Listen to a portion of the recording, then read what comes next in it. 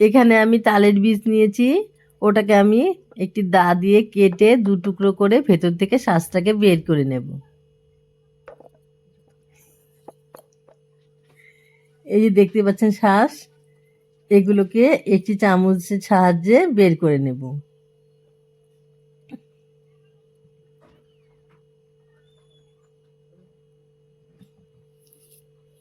আমার সবগুলো বের করা হয়ে গেছে,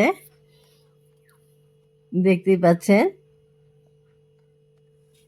এখানে আমি নিয়েছি হলুদ গুঁড়ো, লবণ, কালো জিরে, বেসন, চালের গুঁড়ো।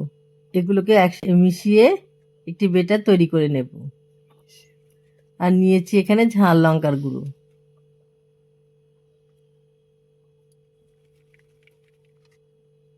বেটারটি তৈরি করা হয়ে গেছে, এর মধ্যে চুবিয়ে নিয়ে কড়াইয়ের মধ্যে তেল গরম বসিয়েছি।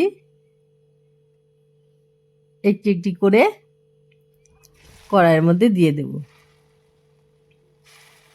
উল্টে পাল্টে লাল লাল করে ভেজে নামিয়ে নেব। খেতে তো অসাধারণ দুর্দান্ত লাগে। আপনারা একবার বাড়িতে এভাবে তালশাঁসের বড়া বানিয়ে খেয়েই দেখুন, আশা করছি ভালো লাগবে। দেখতেই পাচ্ছেন বড়াগুলো ভাজা হয়ে গেছে, দেখতেই পাচ্ছেন কতটা মুচমুচে হয়েছে। আমার ভিডিওটি এই পর্যন্তই। নমস্কার।